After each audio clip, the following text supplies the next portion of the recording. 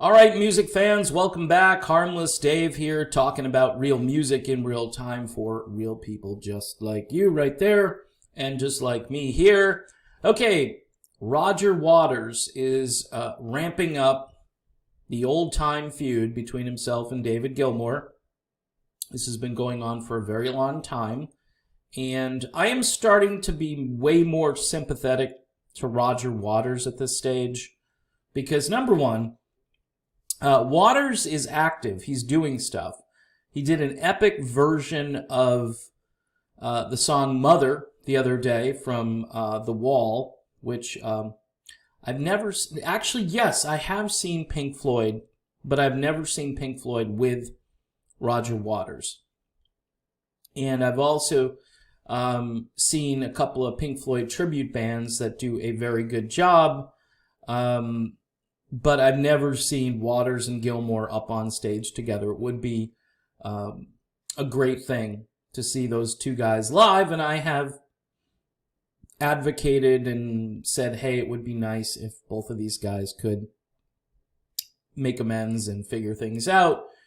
This was Gilmour's band in 1986. He wrestled it away from Waters, who had quit.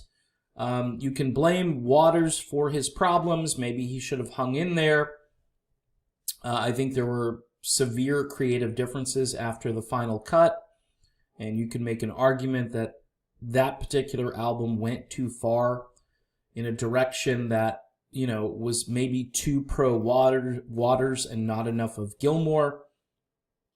But then, you know, the work that's followed without Waters has obviously been Dave's vision of what Pink Floyd would be, and it's had some good results. I can't say I disliked albums like A Momentary Lapse of Reason or The Division Bell, which came later, but really that was it for the two, you know, creative albums that Gilmour did without Waters. I don't think Gilmour can create the same way without Waters. And I think there's creative tension, much like McCartney and Lennon. These guys have kind of the same relationship in a way where Waters is the John Lennon character and Gilmour is the Paul McCartney character.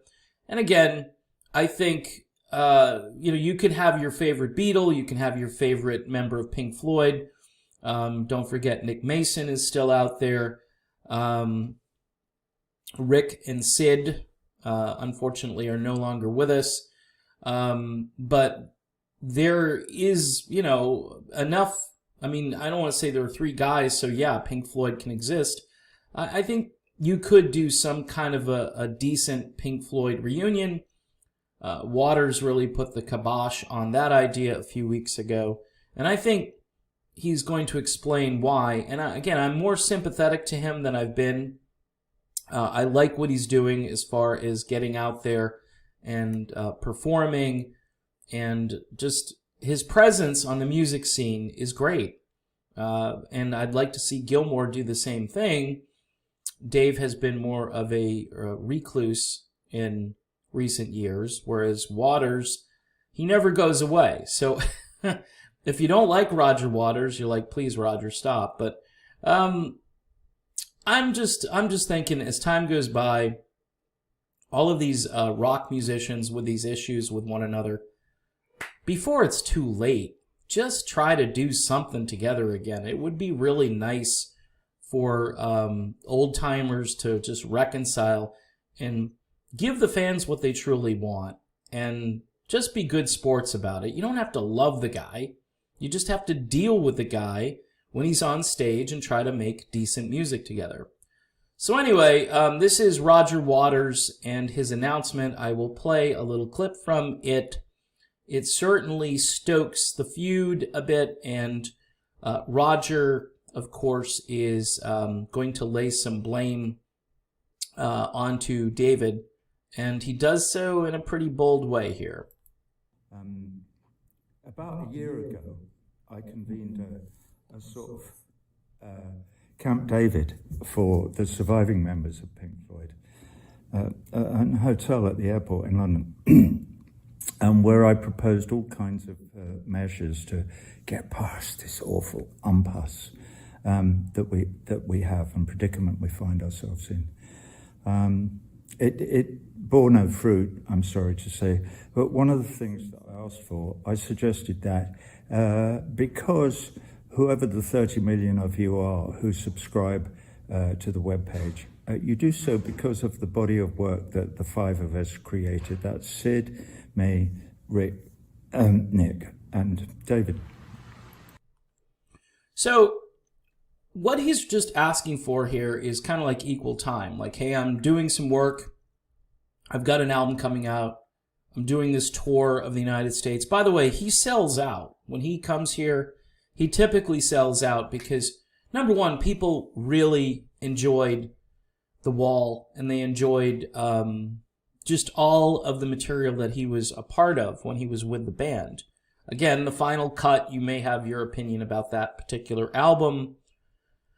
But, and then he had The Pros and Cons of Hitchhiking, which was a decent album. I thought was more Pink Floyd sounding than the final cut was, but again, that's a separate topic. Some of David Gilmour's solo material was very Pink Floydian as well. That's why these guys should just get together and just work it out, you know, one more time for the fans, but it ain't going to happen. They can't even agree to share Roger's work on this Pink Floyd website that they're talking about, which apparently has like 30 million subscribers. So, I don't know. I just think it's water under the bridge. And like so many of these rock bands who brought us along for so many years, and then they abandon one another, and in that process they end up abandoning us, which is kind of sad. But I've been digging the stuff that Roger's been doing, and I'm hoping that he'll post some more videos. He said he would, and who knows, maybe the fans will start to get a little more vocal, and maybe David will wake up. I know that Nick Mason would do this in a heartbeat. He said so in interviews. And I know Roger and Nick have a decent relationship, so it's up to David Gilmour at this point. And if he's just going to sort of hoard the whole thing and keep the name to himself and not let these guys in at this late stage of things, it's just kind of sad. And I think for the good of music and the message that these guys typically have for the world, whether you agree with it or not, if you want to spread the message of peace and love and so forth, a unified front would go a long way in getting that message out, just to people who want to hear some decent music, and maybe they'll hear something that will resonate with them. Maybe they'll block it out, but I think they would get a decent hearing, a better hearing, if they were back together cooperating again. At least at this level, I would say let Waters share what he's doing. He was just an integral part of Pink Floyd, and nobody can take that away from him, even if you don't like the guy. So that's my video on this topic. Pink Floyd Feud resumes. Kind of sad after all this time, but I think Roger is just trying to pine for some equal time, and I think he deserves it. I think he's earned it. So there you go. Thanks again for watching. Don't forget to subscribe to my videos. I'm just going to say this. Things are a little tough at my household right now. I'm the only person who's technically working because of this COVID thing. And future is a little shaky and a little iffy. I'll talk about that more in other videos, and I only bring it up because I have to. But if you can subscribe, and if you want to donate to the channel, you can go over to Patreon to do that. It's like $1 a month, or you could do $2 or $5. I've got some patrons who have increased their pledges over the last few months, and I appreciate that because that helps a lot.